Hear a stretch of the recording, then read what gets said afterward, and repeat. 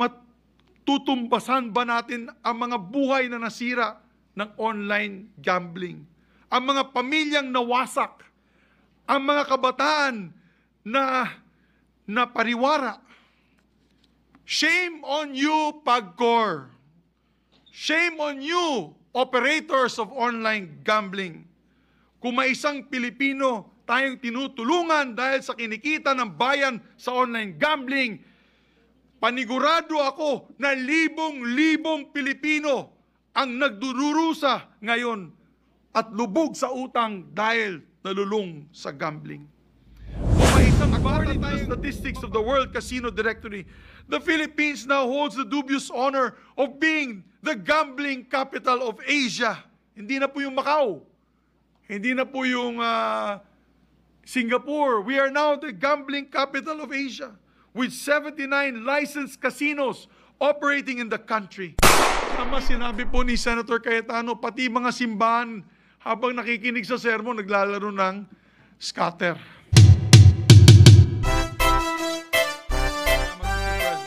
Actually, Mr. President, this is aligned also with the findings of course, the report of the EDCOM. I think we need to add, as Senator Cayetano has mentioned, the angle of gambling. Not only for the students, but also for the teachers.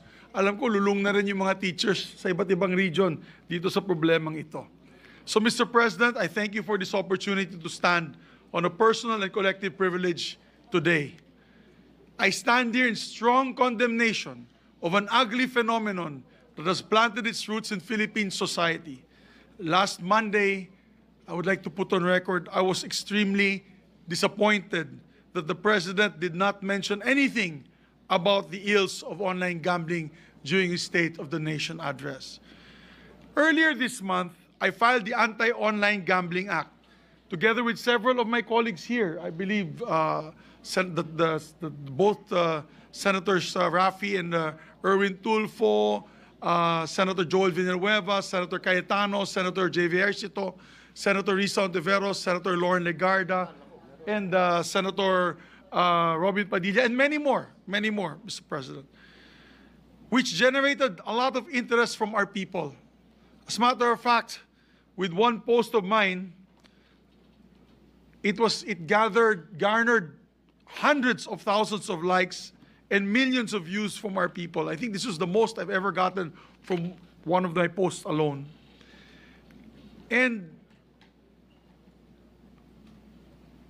although many measures that were filed were for regulation, mine, I believe, together with some of us here, are most hardline, which is a call for a total ban. Kaya po siguro talagang nag-viral ang mga headlines tungkol dito dahil halos nalunod po ako sa dami ng messages of support na natanggap ng aking opisina tungkol sa Anti-Online Gambling Act. At malinaw ang sigaw ng ating mamamayan. Tama na ang online gambling. Itigil na natin ito. Tawagin niyo na po akong sirang plaka, pero hindi ko po tatantanan ang isyong ito hanggat hindi natin tuluyan na puksa ang sakit na ito na sumisira sa buhay ng ating mga kababayan. One of the messages that really struck me was from my first press con. A mayor of mine in Bukidnon, Mayor Jimboy Angrabanes, was watching me live and texted me in support of our measure, saying that it is high time that we ban online gambling, especially since one of their constituents just recently lost his life to this. Sabi ni Mayor, isang 16-year-old varsity student daw po ang kumupit ng 100 pesos sa mga magulang niya para itaya sa online gambling. Marahil maliit lang po yung 100 pesos, pero sa ibang pamilya, lalo na sa mga liblib na purok, napakalaking halaga po nito. Ano pong nangyari? Natalo ang itinaya ng 100 pesos at para mabawi ito, sinubukan niya ulit pumusta, tumaya ulit ng 100 pesos, mula muli sa pera ng kanyang mga magulang. But we all know how this ends, Mr. President. natalo lang po siya ulit.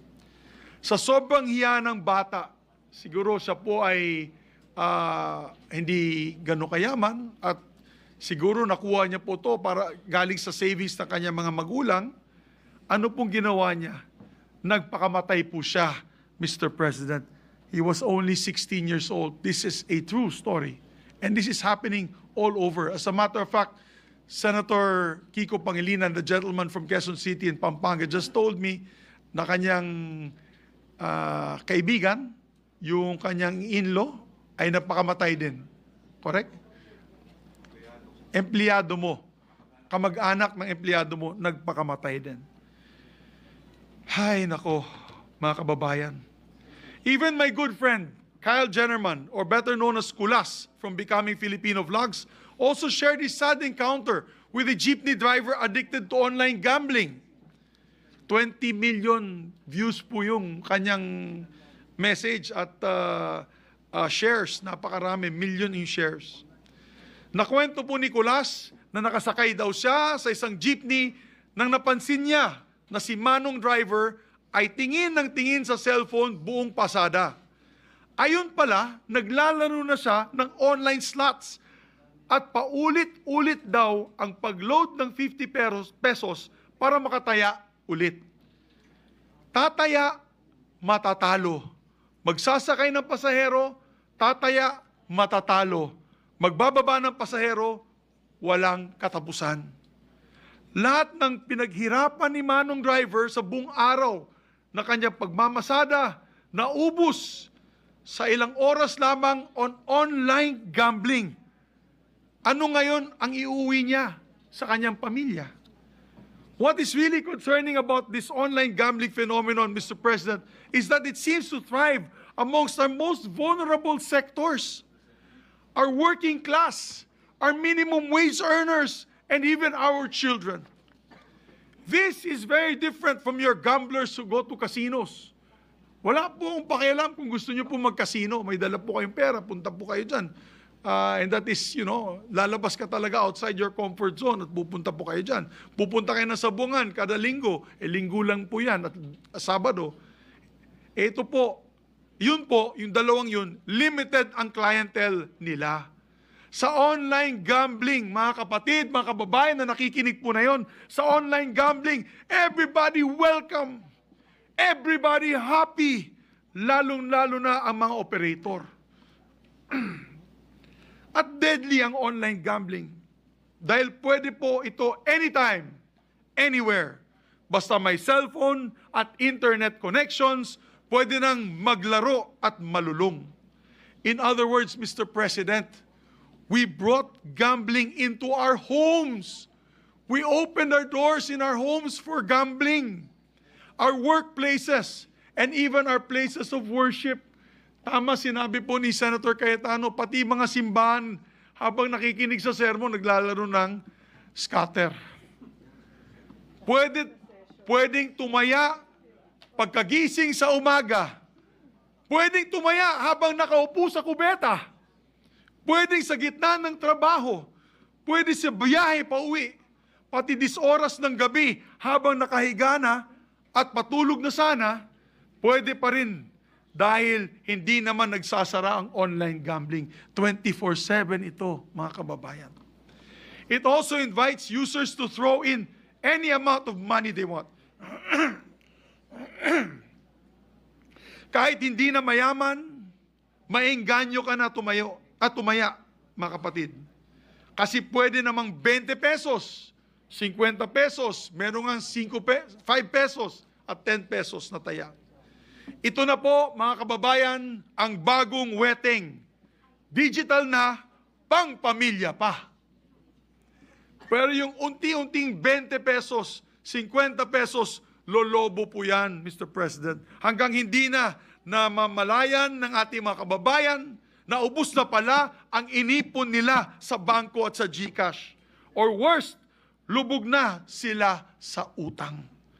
Mr. President, gambling addiction is a disease. And by allowing online gambling to continue, we are essentially allowing the disease to pervade in our homes, crippling our people under the guise of harmless fun. According to the statistics of the World Casino Directory, the Philippines now holds the dubious honor of being the gambling capital of Asia. Hindi na po yung Macau. Hindi na po yung Singapore. We are now the gambling capital of Asia with 79 licensed casinos operating in the country. We even bested Cambodia with its 48 casinos and Macau with only 47. Let me repeat, Mr. President, we are now the gambling capital of Asia. Nakakahiya po ito. This is nothing to be proud of. Luho at addiction po itong pasusugal at number 1 tayo dito. Ito ba ang gusto ng ating Pangulo na maging legasiya niya paglabas po niya itong 2028, pagbaba po niya sa kanyang tungkulin bilang Pangulo? The question is, how did it come to this, Mr. President? The answer, of course, is in the numbers. In 2024, online gambling operations gave PAGCOR gross gaming revenues of over 135 billion pesos, a dramatic increase to the 33 billion gross gaming revenues of the year before. The combined e-games and e-bingo net income came to about 48.79 billion, contributing to almost 50% of PAGCOR's record high income of 112 billion, marking a 41% increase from the 79 billion net income in 2023. From this 112 billion, Mr. President, PAGCOR was able to give 68.2 billion back to the country as contributions to nation building. I want to give you the numbers first so that I may sound objective. This year's revenues, by the way, this year's revenues are ramping up to be even bigger. For the first half alone, the gross gaming revenues for e-games have already hit 114.83 billion. First half, first 6 months, 114.83 billion. And we are only halfway into the year. We're already sure to exceed the 135 billion gross e-game revenues last year. We can attribute the ballooning success of online gambling to PAGCOR's reduction of fees. Binabahan pa nila yung fees nila. From 35% down to 30%. A policy that took effect beginning January this year. The money that operators save in PAGCOR's fees could then be put out to other expenses like marketing, advertising, which explains why the proliferation of flashy online gambling ads with our country's biggest stars. Safe to say, online gambling operations are going to be raking in high record numbers again by year end. So they have promised, PAGCOR has promised to give more funds to government social programs such as AICS, 4Ps, MAIP, TUPAD, and all other social initiatives that the President promised in his recent State of the Nation address. Mr. President, these are good and worthy causes, no doubt. But at what cost, Mr. President? At what cost? Dapat malaman ng taong bayan na ang kinita ng PAGCOR dyan galing sa mga bulsa ng ating mga mamamayan, mga tatay, mga nanay, mga lolo at lola, ang ating mga anak at mga apo na lulong na sa sugal. Ang mga pamilyang matutumbasan ba natin ang mga buhay na nasira ng online gambling? Ang mga pamilyang nawasak, ang mga kabataan na pariwara. Shame on you, PAGCOR. Shame on you, operators of online gambling. Kung may isang Pilipino tayong tinutulungan dahil sa kinikita ng bayan sa online gambling, panigurado ako na libong-libong Pilipino ang nagdururusa ngayon at lubog sa utang dahil nalulung sa gambling. Kung may isang bata tayong mapapaaral mula sa online gambling, mas maraming mga bata rin ang hindi nakakapag-aral dahil na-addict na at kasama na kanilang mga magulang sa scatter at iba't iba pang mga laro sa kanilang cellphone. It is a vicious cycle, my dear colleagues. The government through PAGCOR earns big revenues at the expense of broken families, broken dreams. Mapapantayan po ba natin ang kita ng gobyerno sa mga buhay ng nasira at buhay na nawala dahil sa online gambling? Hindi pa ba tayo natuto sa nangyari sa e-sabong? If we do not nip this issue in the bud, and if we do not if we do not set a total ban on online gambling, we may find ourselves slowly but surely morphing into a gambling state. I do not mean a gambling capital, which we already are, my dear colleagues. I'm talking about a gambling state similar to a narco state. What do I mean by that? I mean that with the presidential and national elections in the offing come 2028, we might elect public officials aided by and beholden to online gambling lords with massive war chests and deep-seated interest in keeping our people chained to their phones, forever betting and losing. Gambling is a losing game, ika nga. Talo ang bayan at taong bayan dito. But there are a few winners, and I'm not referring to the few times that you might win and make your money back on online slot machines. When I say winners, I mean the real winners are the operators who pocket all their hard-earned money that our people desperately throw into online gambling.